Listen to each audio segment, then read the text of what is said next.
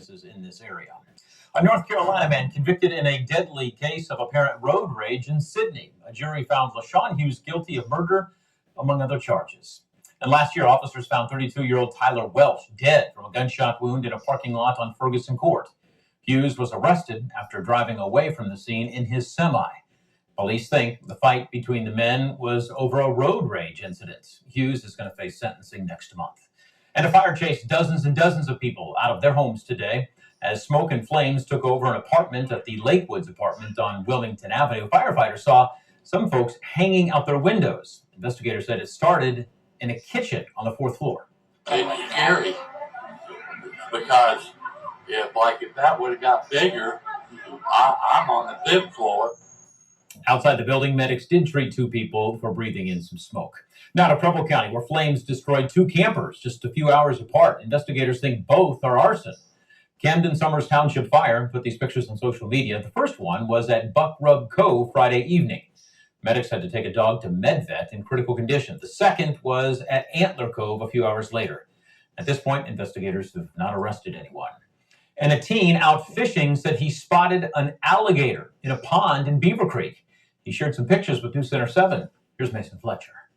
The possible sighting has created quite a buzz here at the park. We've had a couple people come up and ask us about it. We'll give you a look at where this is coming from. Across this body of water, you can see some ducks, and then moving a little bit to the right, you can see this tree poking out from the bank. That's where this possible sighting came from. I'm pretty sure I'm almost 100% sure I saw an alligator pop up out of the water. James Bond was fishing at Dominic Lofino when he says he saw the creature. He originally thought it was something else until he got a closer look. And the first thing I had in my mind was maybe it was an otter, because they have their heads up and their stomachs poke out. But then I zoomed in with my phone and I realized that there were scales. These pictures are what James's phone camera was able to capture of the animal. The photos started circulating online, which made some want to come check it out. But those pictures are what brought you out here today? Yeah, pretty much. Okay. So I'm like, hey, let me go out there and just kind of look around and see if it is and what's going on. After James took the pictures, he called Beaver Creek PD's non-emergency line to report it. I went to their office today to see if they had any confirmed sightings. They referred me to their Facebook post. It reads in part, City of Beaver Creek staff is aware of a report regarding an alleged alligator sighting at Dominic Lofino Park. We take these reports seriously and have reached out to wildlife agencies to assist with the investigation. While I was at the park, a Greene County wildlife officer was stationed near the possible sighting to keep an eye out for anything. I sent James's pictures to ODNR's Division of Wildlife. They told me they could not make a determination of what it could be. Reporting in Greene County, Mason Fletcher, News Center 7. And we checked, it is illegal to keep alligators as pets in the Buckeye State. In 2012, then Governor John Kasich signed the Dangerous Wild Animal Act. Alligators and crocodiles are on a long list of illegal wild animals. Only people authorized with a wildlife shelter permit can own those animals. Tonight, there are flash flood warnings in North and South Carolina. This after heavy rain and strong winds pounded parts of that country today. At times, you could see it was hard to see much beyond that balcony. The National Weather Service called this a once-in-a-thousand-year rainfall event. Storm Center 7 meteorologist Ryan Marando joins us. If we could just have a little bit of that rain. I know, it sounds so like nice. We're in like a 1 in 1,000. It feels like we're in a 1 in 1,000 thing of no rain. And there is a shot that we could get some Wednesday. I know I'm always talking about a shot of rain.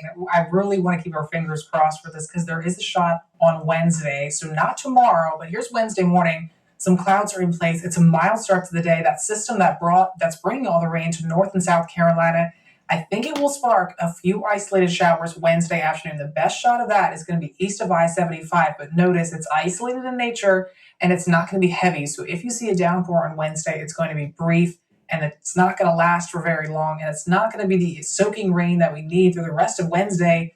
We're drying back out and through all of the next week. Looks like we're still not tracking any sort of measurable rain.